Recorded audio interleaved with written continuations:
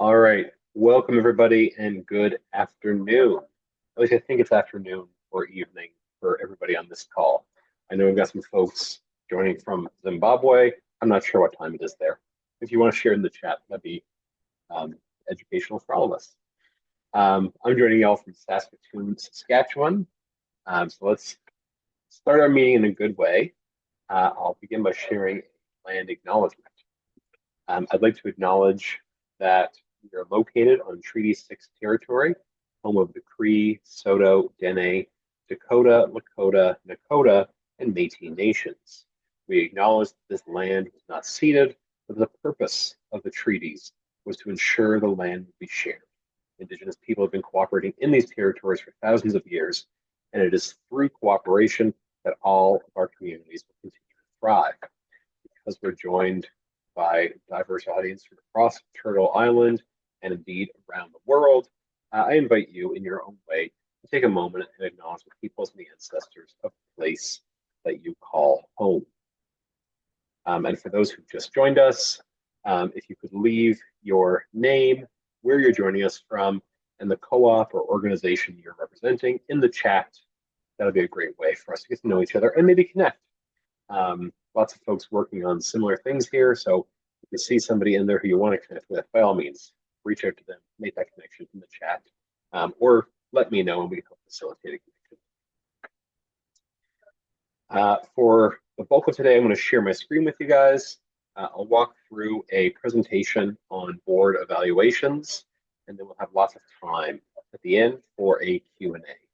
So if you do have any questions during the session, you can drop them in the chat at any time. I'll do a quick scan back through there at the end.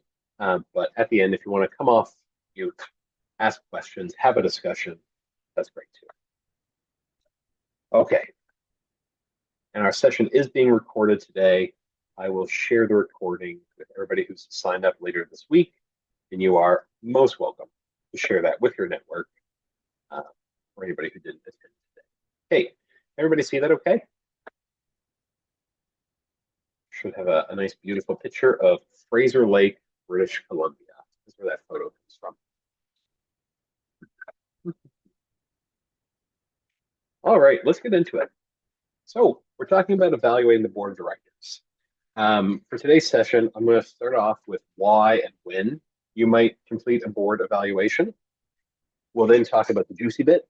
Why are we evaluating the board of directors? Or what we're going to evaluate, how you're going to evaluate. And here I'm going to give you guys some tools, some ideas, maybe a little bit of direction if you're contemplating starting a board evaluation or you're a startup and are looking into building a process for evaluating the board on a continuous basis. I'll then share how you can use your evaluation. And that's something that a lot of boards get stuck with. We have this data, now what do you do with it? So how do you use your evaluation?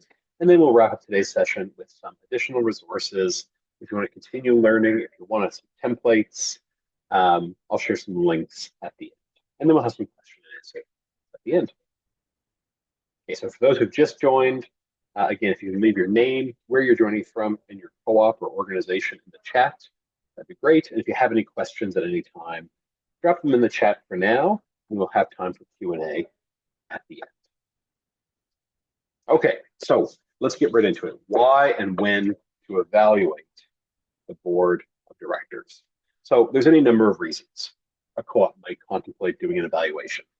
The most obvious is we want to see how the board's doing. Are we, as a board, performing up to standard? In a cooperative, it falls to the members of the co-op to hold the board accountable, and they do so at the annual general meeting. However, most members probably, aren't going to be that well acquainted with the work the board is doing on a day-to-day basis. They're not going to be as informed on the strategy of the cooperative. They're going to base their assessments on the performance of the co-op in the annual report.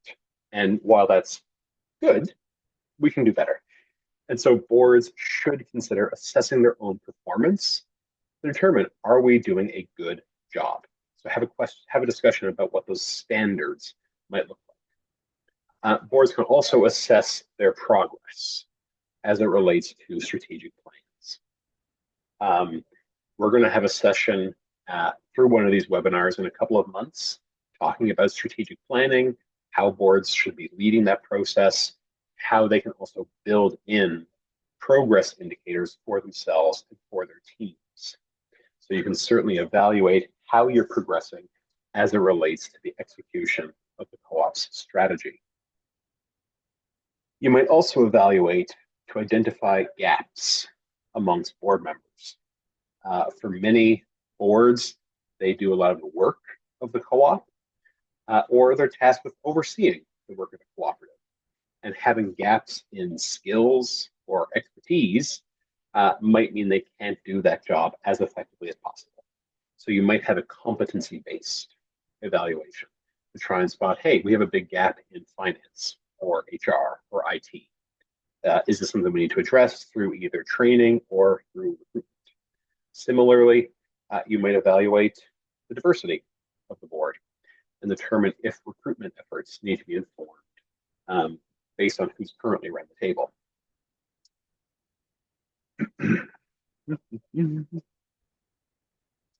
And whatever the purpose of your evaluation, taking into consider again, what's the goal here? Don't just do an evaluation for evaluation's sake. Do you want to assess how your board is performing? If so, should you be doing that on an annual basis? Are you doing this to inform other things, be that strategic development or recruitment? Are you evaluating new directors to determine their fit or what training they might need? Or are you simply doing this for self-improvement? As a board, before you start building out an evaluation, hone down on what's the purpose of this, what's the goal that we're trying to achieve by evaluating. And when you know why you want to evaluate, you can probably then get a good sense of when you should be evaluating. And this can be tricky. I fully appreciate this can be tricky. Most co-op boards are between 5 and 10 members. Most co-ops are going to have staggered elections. So not everyone's coming up for election at the same time. That means board tenures could vary between 1 and 12 years, maybe in some cases longer. I know some rural credit unions have had people on their boards for 28 plus years. So it's hard then to determine how frequently to evaluate. The safest bet, I would say, is do something annually. There's nothing wrong with doing that. It could be maybe shorter, and you could have a more robust evaluation coincide with your strategic planning process. Most strategic plans are going to be 3 to 5 years in length, and 3 to 5 years to do a pretty robust evaluation of your board to help set targets, set objectives, set recruitment efforts. That would line up, I think, really well, coupled with an annual performance-based evaluation. If you are doing evaluations and you haven't been one of those big ones, yeah, certainly aligning to your strategic planning process is a good strategy. If you're going to use your evaluation to help recruitment, you're going to want to start that before your election processes. So I would probably say that that's going to be near year end is when you'd want to go through that process. Because most co-ops are going to go through year end, a month or two later, they're going to put up notice for their AGM, they're going to do a call for nominations. And then within 3 to 6 months, they're going to hold the annual general meeting where you have an election. So if you're informing recruitment efforts, you might want to do that to give yourself enough time to look at the results, spot the gaps, and then use that data to inform who you're shoulder tapping, who you're encouraging to run. So you're using that data in a meaningful way. And with all of this, you can either do this as a board retreat. Both the formation of an evaluation strategy and the actual evaluating of the board. I would encourage to dedicate, something like a half day, longer maybe, if you are tacking it onto your strategic planning processes. Do a bit of a board retreat, have a little bit of fun with it. You're evaluating your own performance, your own progress. Why not make it, a more relaxed environment. And then a couple of tips I would say to keep in mind when it comes to the when and the why is be sure that when you start evaluating the co-op's board, be sure to benchmark. Um, a lot of evaluations, both of companies and the plans and the processes I've seen, are often one-offs, and so it's hard to then compare. Um, it's ideal to complete those assessments in relation to, again, the strategic plan, I would say is the best option, so that you can benchmark the board's performance at year one, and then again at year 3 or 5, depending on how long your strategic plan is. And in that time, you can take stock of increased capacity, the outcomes you've achieved, or if there's just systemic gaps in your board. Having that data, that comparative data for how the board's progressed in certain areas, or how they built capacity in certain areas or not, having that data that's comparable and measurable is really helpful, again, for informing the professional development you seek, the recruitment efforts you pursue, the staff recruitment you employ. So again, benchmark that progress. And again, the time frame you use, keep benchmarking in mind as a part of that. And then communicate with your members. If you are implementing annual evaluations for your board, share that with members at the AGM. Let them know that, we're doing this accountability measure, but we're also going to take it a step higher. We're going to do our own self-evaluation or hire somebody to help us with it to make sure that we are improving the work of the board. We're actively seeking ways to do better, and have conversations with folks about that. Some co-ops might entertain including members in that evaluation process, or collecting some feedback from the members on what could be evaluated amongst the board. There's obvious risks to that, especially for co-ops with really large memberships. That can certainly become a bit unwieldy. But it doesn't hurt to have that authentic conversation, get a little bit of input, if nothing else, from the membership. And again, co-ops serve their members, so keep them in mind as you go through these processes. Okay, so that's why and whens. Let's talk about the really meaty stuff for evaluations. The what and the how. What does this actually look like? And I should say there's no right answer. There's no one way to evaluate your co-op's board. And there's many things you can evaluate. I would say, again, at the center, know why you're doing this. What's the purpose of conducting a board evaluation? Is it to evaluate the structure of the board? Like who's on the board, and does that lead to the results that we want? Are there targets we want to meet? Does our board look like the community that we serve? If not, why? Let's look into that. Let's evaluate. Let's suss out why that is, and then let's implement strategies for correcting that. Is our board doing well? Are we making good decisions? Are we holding our CEO or manager accountable? Are we fulfilling the purpose of the cooperative, whatever that looks like? Are individual directors contributing in a meaningful way? If this was a performance evaluation in a company and you're being evaluated by your boss, are you up to snuff? Are you doing what you said you're doing, what you should be doing? And then, is there competency around the board table? Do the people who are involved with the most important decision making in our cooperative, do they have the skills and the abilities to fulfill the duty that they've been tasked with? And that's kind of what I'm going to focus on for the rest of the talk. Most board evaluations are going to focus on some combination of all of them, but they're really going to anchor to director performance and general competencies. And again, I'll just reiterate, be sure to benchmark. Whatever it is, If you're assessing diversity in the structure of the board, take note. The average age of cooperatives in Canada is like 48 years old. It makes sense that these things change quite a bit over time. And so if you start benchmarking when you begin evaluating, you can track that progress, what's worked, what hasn't, and what things we can try.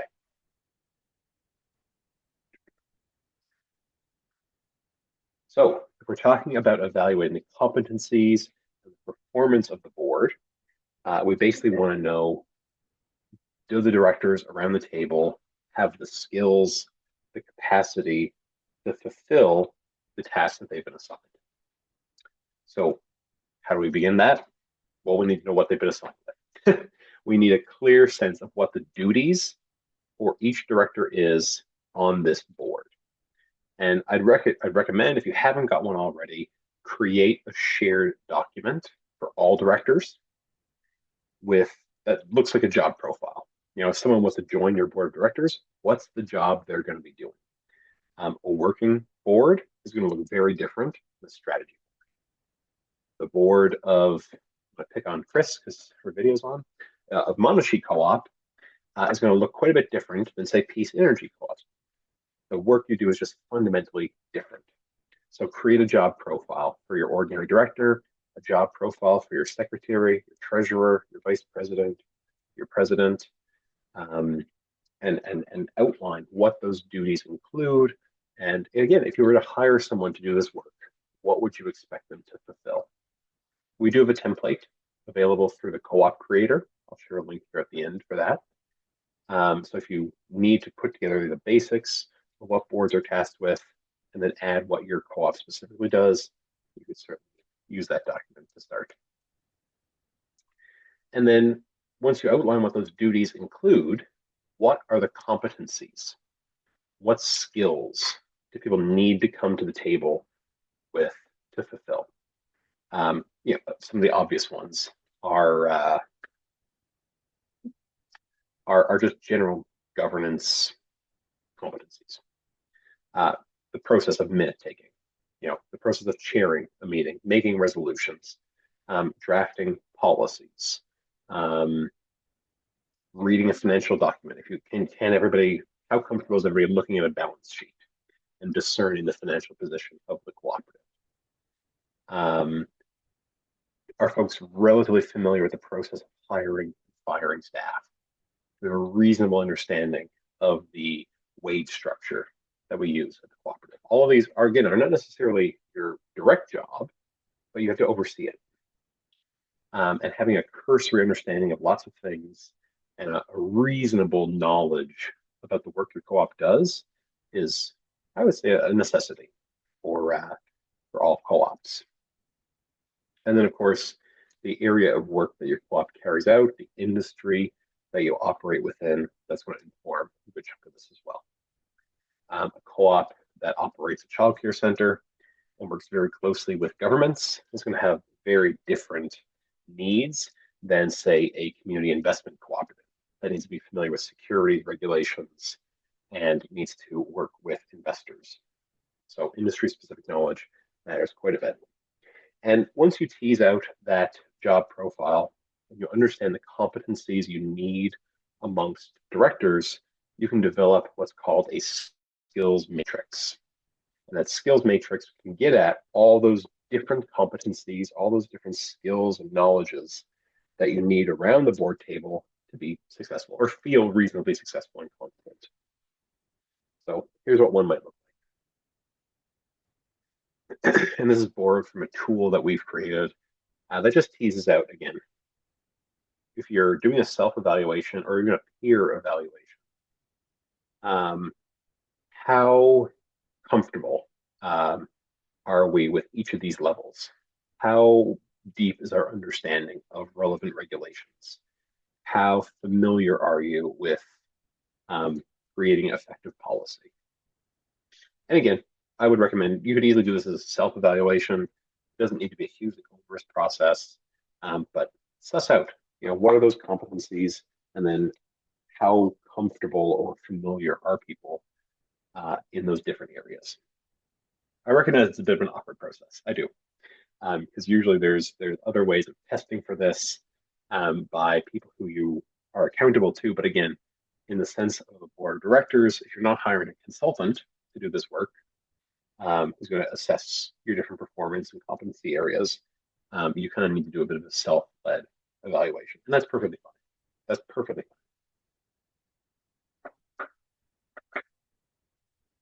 Okay, so once we know what it is we're measuring, what we're looking for in our evaluation, you need to figure out what then the process looks like. And I've kind of mentioned a little bit of this already. You could certainly do a self-evaluation where each director receives that skills matrix. They fill in, how am I performing in this area? And again, you can ask very diverse, pointed questions. The matrix here, it kind of gets at some of the skills and just knowledge areas. You could also be asking, do I read the materials prior to the board meeting? Do I follow up on action items that have been assigned to me? And then, give themselves a score themselves. And a part of that isn't, it feels like we're calling someone in or calling someone out in doing that. But really, we're just trying to get a sense of how are we performing as a body. And with that information, you can work towards improvement. So it doesn't really matter, again, where you're starting.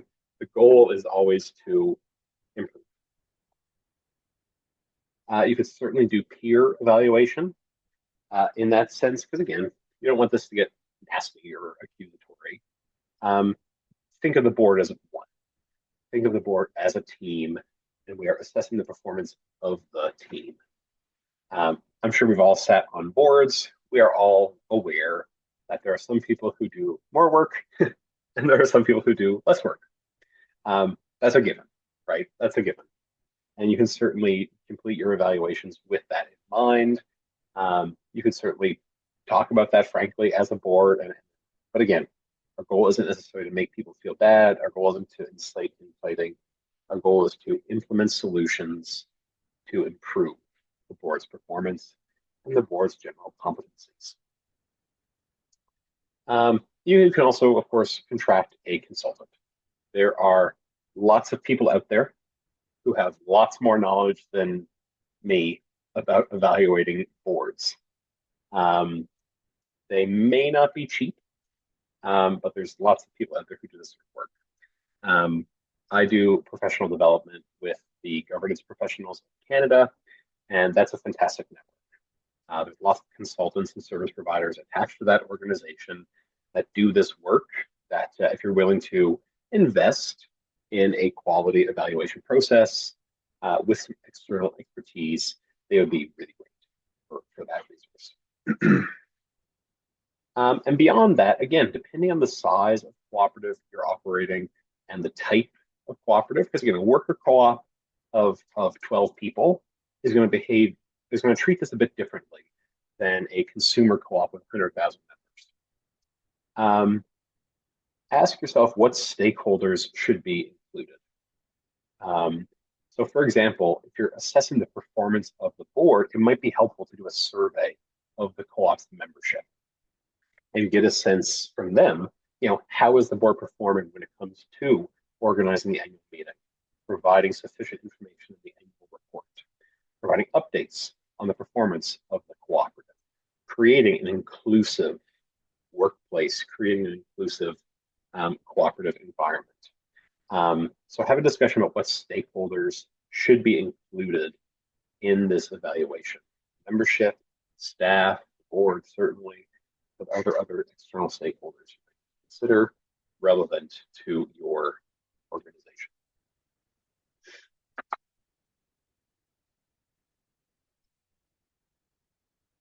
So just to kind of recap that process and kind of put it into a bit of an order, a good starting point is to develop a profile or a job description for each director around the table.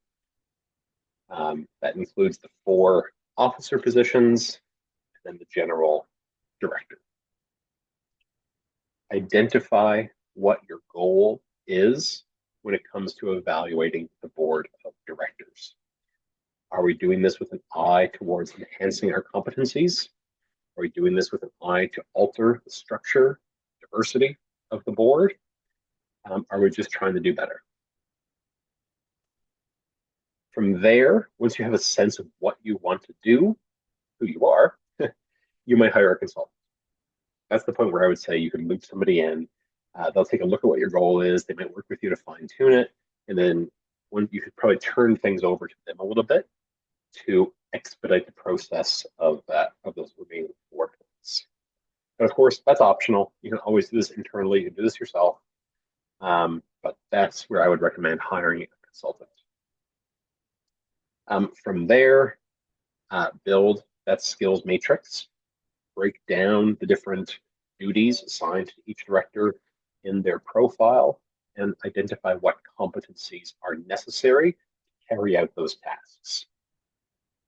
And do take stock here, I would say, if you've got unrealistic competencies, that might be a problem. Because most co-op boards should be ordinary people. And the measure for what is expected of co-op or of any board member in Canada is what's expected of a reasonable individual. So expertise in law, that's not reasonable. Very few of us in Canadian society have expertise in law or have expertise in accounting. Should we have a general understanding of the regulations that affect our co-ops? Yes. Should we know how to read financial statements of our organization? Yes. So again, consider what is reasonable to expect of an ordinary person. Those should form the competencies for your directors. Once you have the matrix in hand, work through that evaluation, whatever that process looks like. Maybe it includes a member survey, maybe it includes a check-in with staff, it could include peer-to-peer or self-evaluations. And from there, and we'll expand more on this in the next section, there you should assess the gaps or shortcomings that are uncovered in that evaluation. No board is perfect in one way or another. And if yours is, great. Kudos to you. But usually there's going to be something you can work on, some thing or competency that you don't have around the table. Talk about it. Do we need to address this? How do we plug that gap? How do we respond to this? What comes next? Okay. How do you use your evaluation?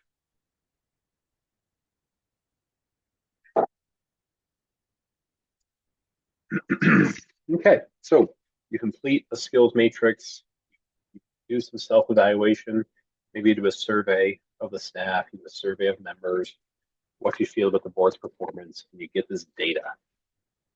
And again, I'm only going to talk about general competencies because there's 101 different ways you can organize this evaluation process, but just as it relates to competencies, what stands out? Maybe you find that there's no one on your board who's really comfortable with human resources.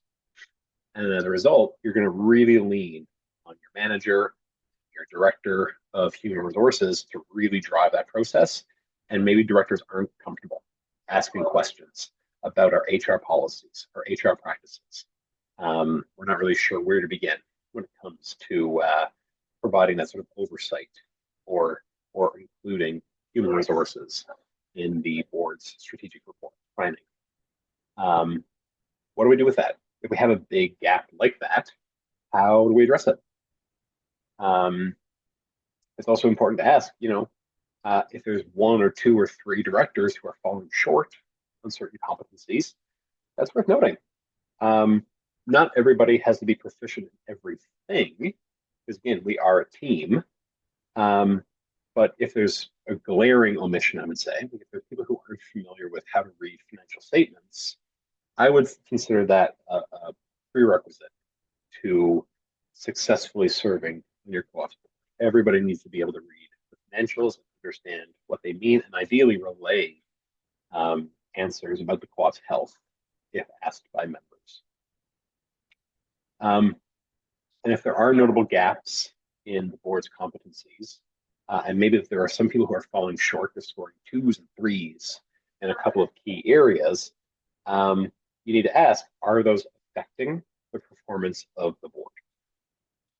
And again, some of your co-ops are going to have really great management teams and staff, or you're going to work with really good service providers, and that's great. If shortcomings or lack of competencies don't affect your board and its performance and the performance of the cooperative, phenomenal. That's probably going to be the case in lots of organizations. And that's why we have organizations, is because when we bring many diverse people together, we're going to do better than if we were tackling this ourselves. However, if you notice shortcoming or a gap, it's still worthwhile investing some time, effort, maybe a little bit of money in bridging that gap, because who knows, we could do better. Things could change, and we need different responses. So if there are gaps, consider what actions you might take. These are some of the solutions, I would say. If you've got big gaps in the competencies around your board, and again, it's totally normal, totally fine to have those gaps. If you are a producer-owned cooperative and everyone around the board table is a farmer and they've, have maybe small operations, they've never had to employ folks, yeah, it's perfectly normal for HR to be a gap. But being aware of that is better than being unaware of it, because you can remedy that gap. So you might pursue some professional development, you might seek out some training. Our organization makes lots of online resources available to us through our webinars, through our online courses. I'll speak a little bit more about those later. You might want to reach out to an organization like Governance Professionals of Canada if some of those governance fundamentals are what's lacking.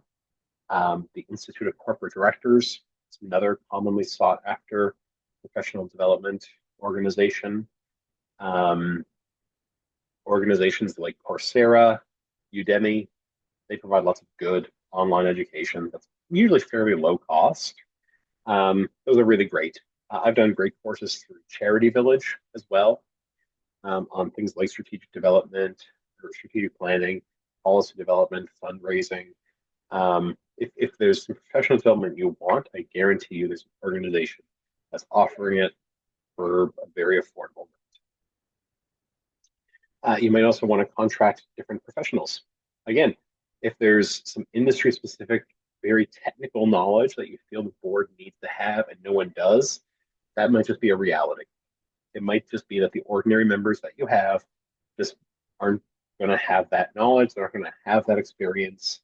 And so, in addition to investing in their professional development, you might just want to contract an advisor. If again, folks aren't really familiar with the strategic planning process, you might want to loop in a consultant to help lead that process and then do some education and help shepherd people through a strategic planning process, rather than trying to, fumble your way through it yourselves. Certainly, similarly, relying on staff is perfectly normal. Most of your senior leadership teams, most of your staff are just going to have greater experience, greater knowledge than most members, therefore those board members. And that's perfectly fine. But again, we want to be able to hold people accountable. We want to be able to provide some oversight and some direction. And so having that cursory knowledge in most competencies is helpful. And finally, and this is more of a long-term play, you're going to want to really change your recruitment efforts, especially if you're benchmarking your progress and you're noticing that the same competencies are a gap for the organization. Then maybe the way that we're electing members is a challenge, and it's creating a systemic issue. So in the short and long term, I would definitely recommend all co-ops look into what free resources are available. And again, things like Charity Village, Coursera, Udemy, those are really low-hanging fruit when it comes to accessing good professional development. So check those out if there's big gaps in your board. You can also then reach out to different consultants with expertise in different areas. If creating providing more human resources stewardship as a goal that your board has, reach out to somebody in that area and see if they'd be willing to come in and do a customized workshop or help develop that strategy area with your board. So find a trainer, find a consultant who can help you with that work. Getting into the more longer term goals, develop a director recruitment strategy that's informed around the competencies your board wants to curate. Lots of cooperatives will do that. Relay that information into the terms of reference for your nominations committee. Nominations committee is largely going to be tasked with recruiting directors, putting out information about it, and then maybe you've got processes where candidates are recommended based on their competencies. All of that should be reflected in your co-op's documents. And then the kind of 3 to 5 year term, you could integrate some of these things into the board's strategic plan. Robustly investing in professional development, creating a new director recruitment strategy, and then benchmarking, and in 5 years reevaluating with the goal of improving this area, and ensuring that those competencies are around the table. That could easily be built as a objective for your co-op to work towards. So once again, I'll stress the importance of benchmarking, and note that evaluations are not a one and done. You need to have, if you're going to introduce evaluation, do so with a plan to do this next year, the year after, the year after. And again, be sure that you're benchmarking your progress so that the data that you're collecting is if you're improving on areas, what's working? If we're sustaining the same gaps, let's try a different approach. We don't want to spin our wheels when it comes to the time around the board table.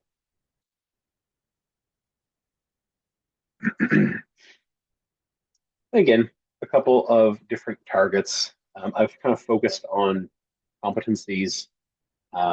Again, lots of co-ops will assess themselves based on diversity and quality of their decision making, individual contributions to board work, outcomes of the board. Again, ensure that you're finding what works for you. You're picking targets that matter to the work of your cooperative. Because again, the work of an individual director at the work of the board as a whole, and the work of the board as a whole is going to impact your performance of the co-op. Okay, so that was a very quick overview of some of the things you need to know about evaluating your board of directors. By no means was that exhaustive. We could talk probably all day about the different kinds of evaluations, how to go about building skills matrices, and then the different techniques for evaluating directors. If you want to learn more, and if you need some key resources, I would recommend checking out the Co-operator. This is a resource website that Cooperatives First maintains. It's got, I think, like 160 plus resources on there. Some that might be relevant to this discussion are listed here. Things like Director's Code of Conduct, a sample set of board duties, some information on board member recruitment, and that's skills matrices that I provided. That's available in the board director's evaluation. To accompany that particular tool, there's a bit more of a suggested process. So if you want a very quick and easy, here's our skills matrices. We'll add a few more things. We'll work through this. We'll identify what the top issues are, and here's some prompts for discussing how we might improve them. That tool, which I believe is what I've QR coded here, will be particularly helpful. If you want to do a deeper dive into board dynamics, co-op governance more generally, or just how co-ops work, we've got a number of online courses that are free, easily accessible. They're self-paced, so there's no pressure to get them done. You can just chip away at them at your own pace. For, again, this discussion in particular, I would recommend checking out the Co-op Professionals course. We've designed that course for the members, staff, and boards of cooperative organizations. And again, totally free. You get a certified co-op professional certificate at the end. That's what that QR code links to.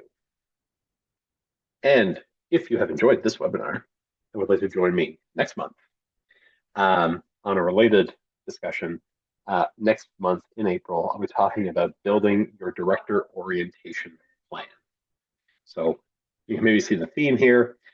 You'll maybe evaluate your board of directors before your elections, and then after your elections and you're onboarding new board members, what training and processes are they going to go through to get equipped and up to speed to fulfill their duties as good board members.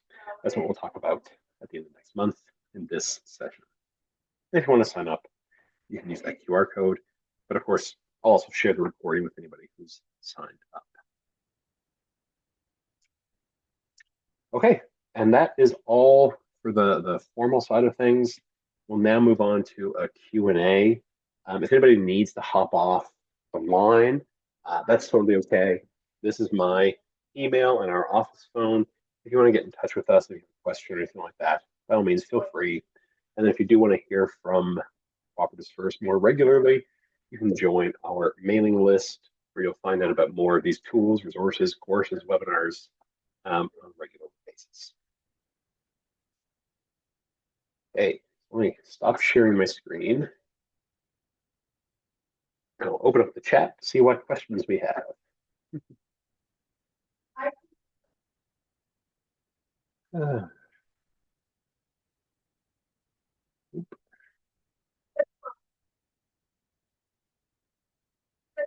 I think this is kind of a question from Sean in the chat. Given our small size and worker member structure, there's a very small pool of people to draw from for our board and almost no alternative candidates to consider. I'm very curious for any insights on board level recruitment and developing board capacity. There's a couple of things you could do here. Some co-ops will remove the requirement that board members be members of the co-op. And this is quite common in the corporate and nonprofit space. You'll have external directors. Harder if you're asking people to volunteer their time, but if you are providing a per diem or some sort of compensation for serving on the board, you would certainly explore having external directors as part of your co-op's board. You could also look into professional development if you're worried about the competencies around the co-op's board, just to ensure directors are familiar and conversational in things they need to be aware of.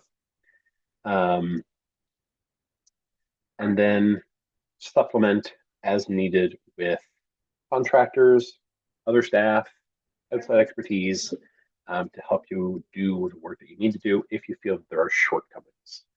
But if you're a small co-op by design, and there's nothing wrong with that, you know, we've worked with plenty of co-ops that are 3 people. They're 3 people because those 3 people do the work of the organization. That's perfectly fine. But invest in yourselves, in professional development, and invest in the expertise you need in the form of contractors. To answer Cassidy's question, yes, this webinar is being recorded, and I'll share it with everybody who's signed up.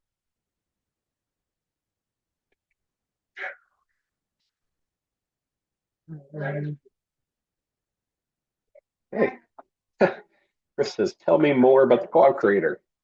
The Co-op Creator is an A to Z resource for starting a cooperative, or A to Z and beyond, because we have resources on there for co-ops that are in the early stages, the planning stages, the incorporation stages, but we've got a great big section on up and running.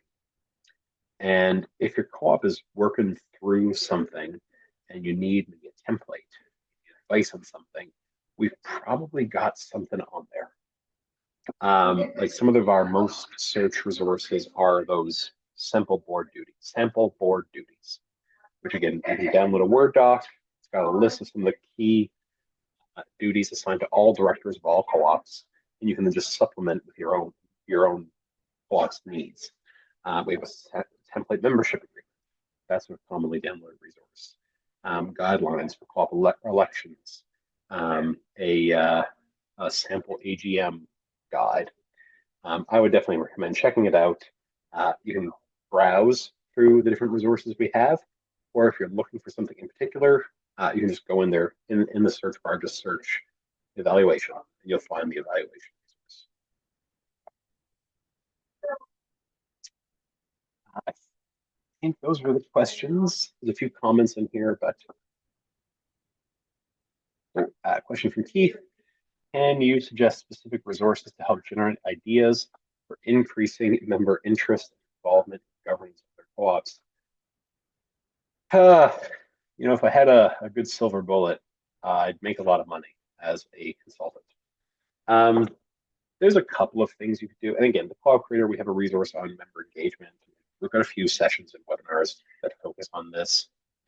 There's no one answer, I would say, other than to try and be as proactive as possible. To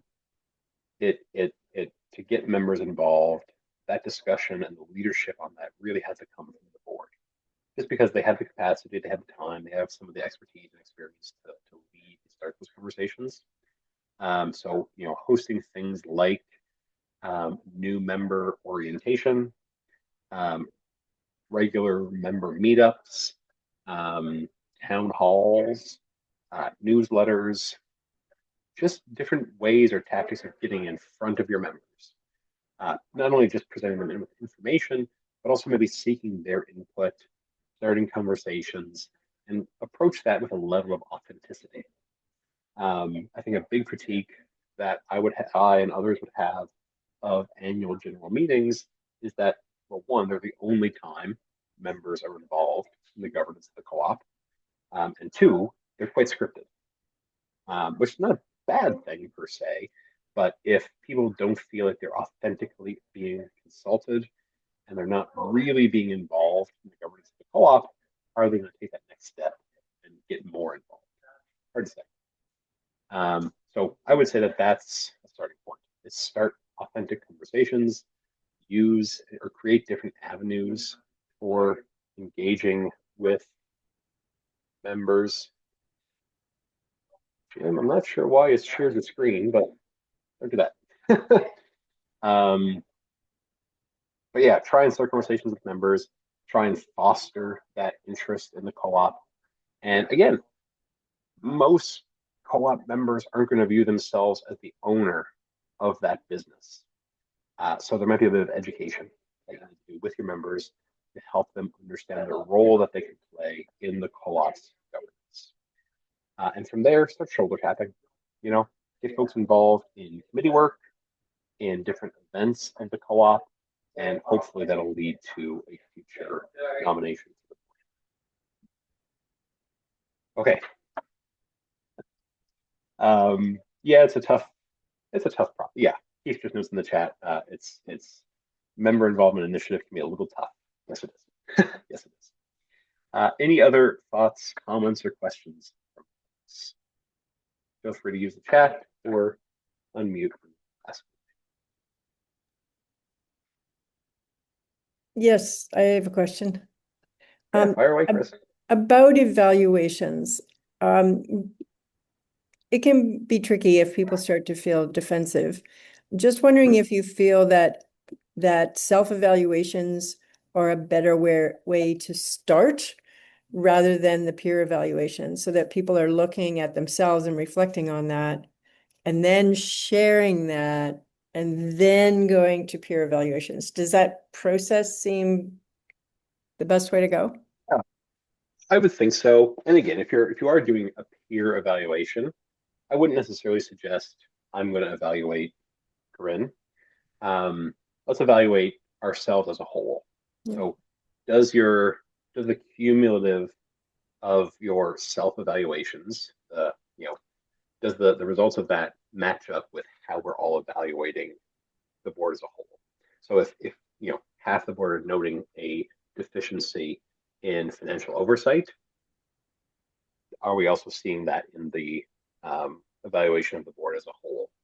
If so, that's great. If not, well, maybe some people are inflating their assumptions about themselves.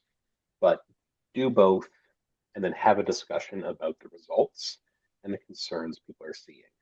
Because usually, if there's a shortcoming or a gap in competencies around the board, it presents itself. It's something you can pick up on. Yeah. And again, I wouldn't attack people because again, serving on a board is often a thankless job. And it is easy, if you're on a board for 2 or 3 terms, which is 6 or 9 years, it can be easy to be a little complacent. But I wouldn't want to, put someone down for giving their time often freely. Um, but just have an open, honest conversation about we want this board to be as equipped as possible. How do we go from here to there? That's really what we're trying to do. Okay. Thank you. Thank you. Any other comments or questions?